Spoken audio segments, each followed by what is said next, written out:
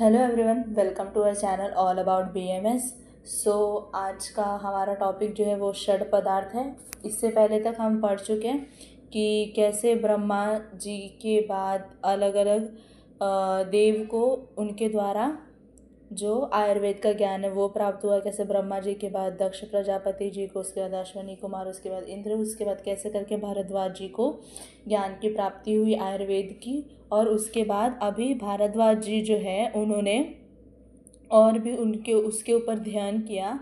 अध्ययन करने के बाद उनको षड पदार्थ जो है वो उन्होंने उनको ज्ञान दिया। और ऐसे करके भारद्वाज जी ने जो है वो अपने दिव्य शक्ति से उस ज्ञान को प्राप्त किया। और ज्ञान को प्राप्त करने के बाद उन्होंने उस नियम के अनुसार अपना जो जीवन है उसको व्यतीत किया। और ऐसे करके वो अपना जो दीर्घ जीवन है उसको प्राप्त कर पाए। अभी कौन कौन से षड पदार्थ हैं? तो सबसे पहले सामान्यम च विशेषम च गुणान द्रव्यानि कर्म च समवायम च तज्ज्ञात्व तंत्रोक्तम विधिम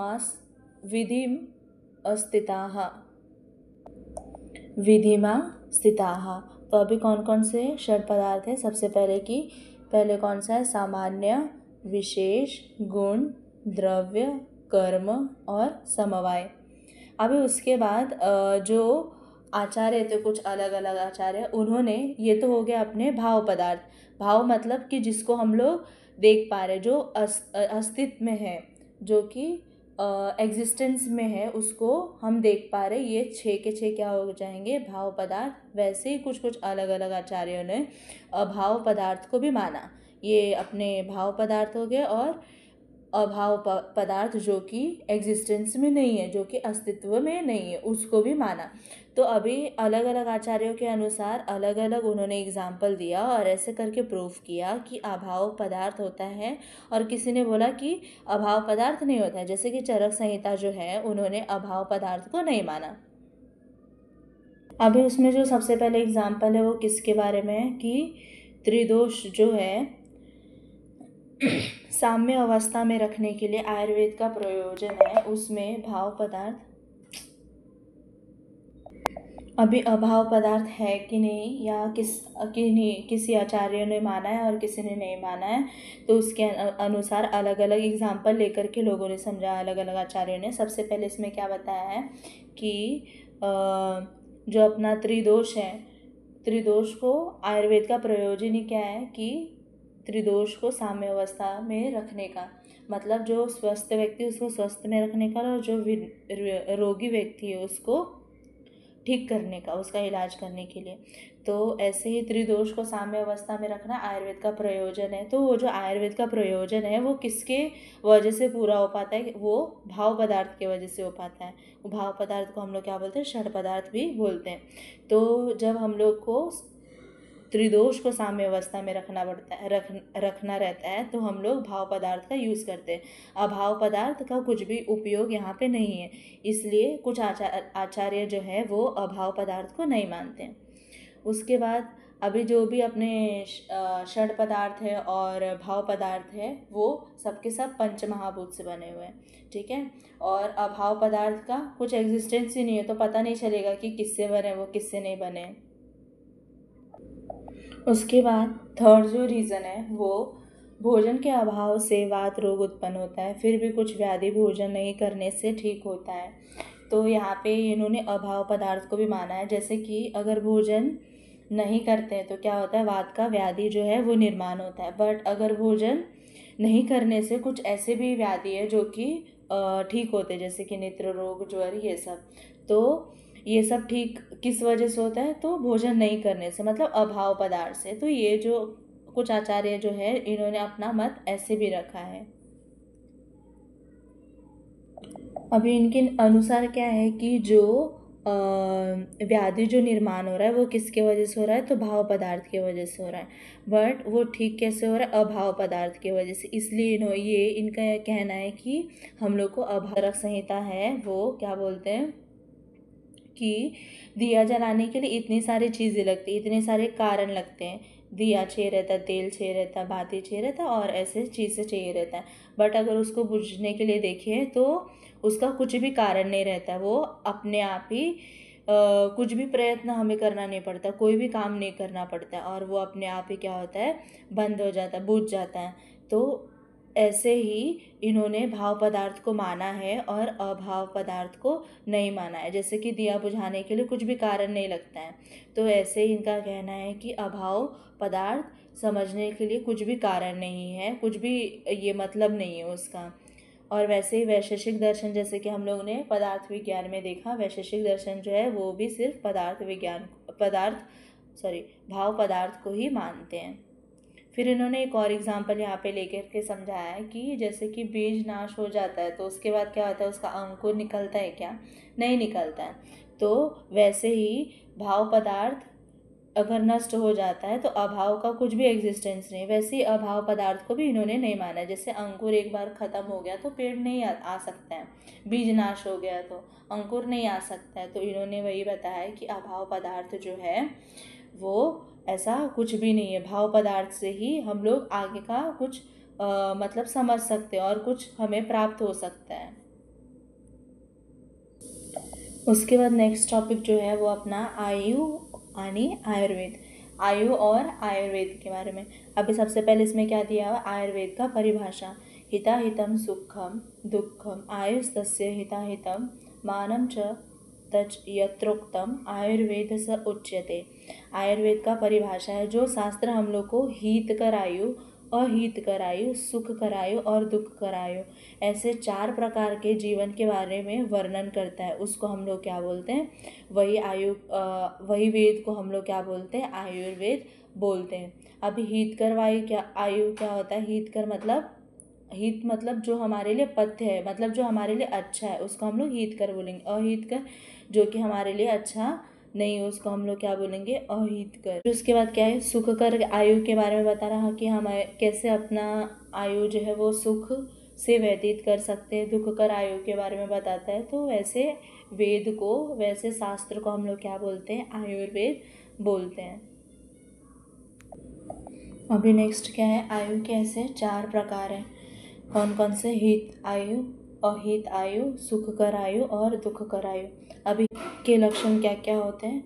हित आयु के लक्षण सबसे पहले क्या है, सर्वजन हितैषी, मतलब वो सबके लोकप्रिय रहेंगे, निर्लोभी, ज़रा भी लालच नहीं करेंगे, शांत रहेंगे, विवेकी बुद्धिमान रहेंगे, सदैव दक्ष रहेंगे, हमेशा अलर्ट रहेंगे, धर्म अर्थ और काम को संभालने वाले होंगे, पूजक मतलब बड़ों का आदर करने वाले होंगे और जो भी धार्मिकता है उसको भी मानने वाले होंगे, वृद्ध की सेवा करने वाले होंगे, जो बूढ़े लोग हैं, काम क्रोध और राग द्वेष ये सब से रहित रहेंगे, स्मृतिमान रहेंगे, बुद्धिमान रहेंगे। ऐसे लक्षण जो है वो हित आयु के लक्षण हैं। उसके बाद क्या है, इसके अभी विपरीत जाएंगे तो हम लोग को क्या मिल जाएगा, अहित आयु के लक्षण मिल जाएगा। तो एग्जाम में हम लोग कैसे लिख सकते हैं कि हित आयु लिखें, फिर इसका अपोजिट जा करके हम लोग अहित आयु भी लिख सकते हैं। फिर उसके बाद नेक्स्ट क्या है, सुख कर आयु। सुख कर आयु मतलब क्या, शरीर और मानसिक रोग मुक्त, जिनको शरीर में भी कुछ बीमारी ना हो और कुछ मानसिक रोग भी ना हो, मानसिक व्याधि भी ना हो। जैसे कि किसी किसी को अभी हम लोग देख सकते कि डिप्रेशन एंजाइटी वगैरह रहता है, तो वो सब भी नहीं रहना चाहिए। उसको हम लोग क्या बोलेंगे, सुख कर आयु के लक्षण बोल। अवस्था संपन्न युवावस्था में हो, ताकि जो व्याधि जो है वो कम से कम निर्माण हो, क्योंकि जब हम लोग वृद्ध हो जाते, बूढ़े हो जाते, तो उस समय क्या होता है, व्याधि जो है वो ज़्यादा से ज़्यादा निर्माण होता है। बट युवावस्था में अगर हम देखें तो सब चीज़ हमारा एकदम प्रॉपरली फंक्शन करता रहता है। बल हो, वीर्य हो, यश संपन्न हो, मतलब ये सब चीज़ें उनके पास होना चाहिए। उच्च मनोबल, मन से भी एकदम बहुत ज़्यादा उच्च होने चाहिए। उनका जो धैर्य है वो भी मजबूत होना चाहिए, धन होना चाहिए, और जो भी लोग चाहिए, जन चाहिए, मतलब जो भी उनकी इच्छा है वो सब भी सब चीज़ों से वो संपन्न होने चाहिए, संतुष्ट होने चाहिए, जो भी उनके पास जितना भी है, और स्वतंत्र व्यक्ति होने चाहिए, मतलब जैसे उनकी इच्छा है वैसे अपने लाइफ को जी सके। तो ऐसे आयु को हम लोग क्या बोलेंगे, सुखकर आयु बोलेंगे। यहाँ पे क्या दिया हुआ है, आयु की परिभाषा। आयु की परिभाषा क्या होता है, शरीर इंद्रिय सत्वात्म संयोगे धारी जीवितम नित्य अनुबंधस्य पर्यायैरु उच्यते। अभी आयु की परिभाषा में क्या क्या आता है, सबसे पहले शरीर, इंद्रिय, मन, या उसको हम लोग सत्व को मन भी बोलते हैं, और आत्मा, ये सब के संयोग को ही हम लोग क्या बोलते हैं, आयु बोलते हैं। ये सब के संयोग को हम लोग क्या बोलते हैं, आयु बोलते हैं। फिर आयु के पर्याय है, सबसे पहले धारी, जो कि धारण करके रखता है हमारे शरीर को, जीवित, धारण करके रखता है और सड़ने भी नहीं देता है, उसी को हम लोग क्या बोलते हैं, धारी, जीवित, जिसमें जीवात्मा हो, नित्य, जो हमेशा सतत चलता रहे, अनुबंध, जो हमारे पूर्व जीवन को आने वाले जीवन से जोड़ करके रखे, उसको हम लोग क्या बोलेंगे, अनुबंध। तो ये सब क्या है, आयु के पर्याय हैं। और आयु इसको ही बोलते हैं जब शरीर हो और उस व्यक्ति के पास इंद्रिय, मन और आत्मा, ये सब के संयोग होने के बाद ही आयु उसे कहा जाता है। फिर उसके बाद जैसे कि हम लोग ने देखा आयुर्वेद के बारे में, तो आयुर्वेद ऐसा वेद है सच में कि वो हमें परलोक और इहलोक दोनों के बारे में ज्ञान देता है, यहाँ के बारे में भी ज्ञान देता है और मोक्ष प्राप्ति की भी ज्ञान देते हैं, इसलिए ज्ञान देता है। इसकी वजह से आयुर्वेद को हम लोग बहुत ज़्यादा उच्च मानते हैं और पुण्यकारक भी मानते हैं। उसके बाद सबसे पहले ये तो हो गया यहाँ तक। उसके बाद हम लोग का जो टॉपिक है वो षड पदार्थ में से सबसे पहले सामान्य। सर्वदा सर्वभावानां सामान्यं वृद्धि कारणं ह्रास हेतु विशेषस्य प्रवृत्तिरुभयस्य। सर्वदा सर्वभावानां सामान्यं वृद्धि कारणं ह्रास हेतु विशेषस्य प्रवृत्तिरुभयस्य। अभी जितने भी इसका मतलब क्या हुआ कि जितने भी सबके सब एक समानता जो गुण द्रव्य के है, द्रव्य गुण कर्म, ये जो भी समानता में रहेंगे तो क्या करेगा, वो वृद्धि का कारण है। वृद्धि मतलब उसको बढ़ाएगा। अगर वो रास मतलब अलग रहेगा, रास मतलब अलग अलग रहेगा, तो वो क्या करेगा, उसको कम करेगा, उसका क्षय करेगा, तो उसको हम लोग क्या बोलते हैं, विशेष बोलते हैं। सामान्य में क्या होता है कि सामान्य जैसे कि हम लोग को शब्द से ही समझ में आ रहा है, सामान्य मतलब कि एक जैसे एक ही जैसे सब वस्तु जो आएंगे, जैसे कि अगर हम लोग जैसे कि एग्जांपल में लेते हैं कि मैंने चावल लिया, तो सब ऐसे चावल बहुत सारे लिए तो क्या हो गया, वो चावल की वृद्धि होगी, मतलब उसकी समानता, हर चावल सेम है तो वो चावल को उससे क्या हुआ, उसकी वृद्धि हुई। वैसे ही मैं चावल लूँ, एक दाल लूँ, एक चना लूँ, ऐसे अलग अलग लूँ तो क्या हो जाएगा, उसका क्षय हो जाएगा। वो कैसा गुण हो जाएगा, वो विशेष गुण हो जाएगा। सामान्य क्या होता है, सबके सब एक ही समानता वाले, उसको हम लोग क्या बोलते हैं, सामान्य बोलते हैं। और विशेष जो अलग अलग रहेगा उसको हम लोग क्या बोलते हैं, विशेष बोलते हैं। ठीक है, जैसे यहाँ पे हम लोग एक और एग्जाम्पल ले सकते हैं कि किसी मनुष्य का जो रक्त धातु है वो ये नाश हुआ है, तो क्या होगा, रक्त बढ़ाने के लिए हम लोग क्या देंगे, उसको रक्त देंगे, तो रक्त बढ़ने से क्या होगा, रक्त कम हो गया किसी व्यक्ति का, तो उसको हम लोग क्या करेंगे, सामान्य गुण दे करके, मतलब सामान्य वस्तु दे करके उसका रक्त बढ़ाएंगे, रक्त दे करके हम लोग रक्त को बढ़ाएंगे, तो उससे क्या हो जाएगा, उसकी वृद्धि हो जाएगी। वैसे ही किसी मनुष्य का अगर वात बढ़ गया है तो उसको कम करने के लिए हम लोग क्या करेंगे, कफ के औषध देंगे, तो वो क्या हो गया, अपना विशेष हो जाएगा। तो ऐसे एक सामान्य और एक विशेष, ऐसे दो षड पदार्थ हो गए। अभी नेक्स्ट क्या है, अभी सामान्य को हम लोग देखते हैं। सामान्य में सबसे पहले सामान्यम एकत्वकरम विशेषश्चो पृथक्त्वकुरुत तुल्यार्थता ही सामान्यम विशेषस्तु विपर्ये। अभी इसका अर्थ क्या है? सामान्य गुण क्या करता है? एकत्वकरम मतलब सामान्य गुण जो है, सामान्य जो है वो क्या करता है? एक ही निर्माण करता है, मतलब एक ही जैसे अपने पदार्थ को निर्माण करता है। वैसे अगर हम लोग देखें, विशेष क्या करता है? पृथक, मतलब अलग अलग पदार्थ को निर्माण करता है। तुल्यार्थता मतलब क्या? सेम।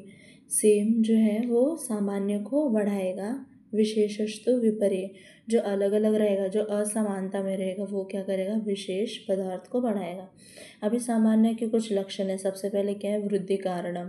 सामान्य क्या करता है? वृद्धि करता है, मतलब कोई भी वस्तु को बढ़ाता है। फिर उसके बाद क्या है? एकत्वकरम, मतलब कि एकता निर्माण करता है, एक ही भाव निर्माण करता है। तुल्यार्थता मतलब सेम चीज़ों को, सेम पदार्थ को निर्माण करता है। उसके सामान्य गुण के लक्षण, ये भी इम्पोर्टेंट है। और इसमें देखेंगे तो सामान्य और विशेष सिद्धांत जो है वो बहुत ज़्यादा इम्पोर्टेंट है, और एग्ज़ाम में भी आपको बहुत बार पूछेंगे।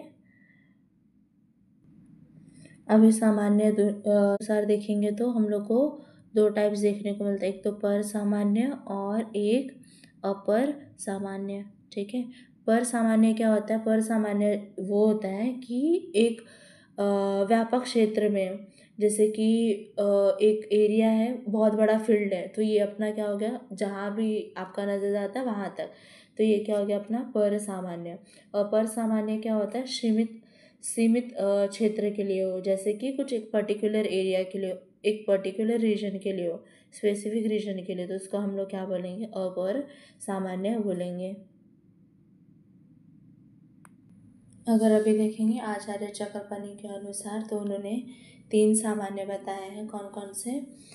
द्रव्य सामान्य, उसके बाद गुण सामान्य और कर्म सामान्य। द्रव्य सामान्य क्या होगा?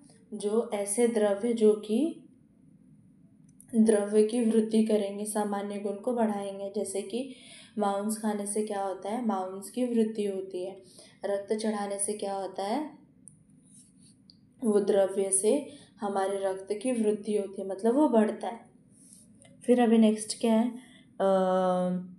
अपना समान गुण द्रव्य से द्रव्य बढ़ते हैं। जैसे कि दूध के अंदर, एग्जाम्पल लेके आपको समझेगा, दूध के अंदर क्या होता है? अपना शीत गुण होता है और मधुर गुण होता है। तो वैसे ही सेम गुण जो है वो शुक्र के अंदर होता है, मधुर होता है। तो वो गुण जो है, जो दूध में है और जो शुक्र में है, वो सामान्य पदार्थ होने के कारण वो क्या करेगा? उसकी वृद्धि करेगा, उसको बढ़ाएगा। जैसे कि वो दूध जो है वो शुक्र को बढ़ाएगा। तो ये अपना क्या हो जाएगा? समान गुण द्रव्य। सामान्य कार्य जो हम करेंगे, कर्म करेंगे, समान कार्य जो करेंगे, जो कर्म हम करेंगे, उसी से क्या होगा?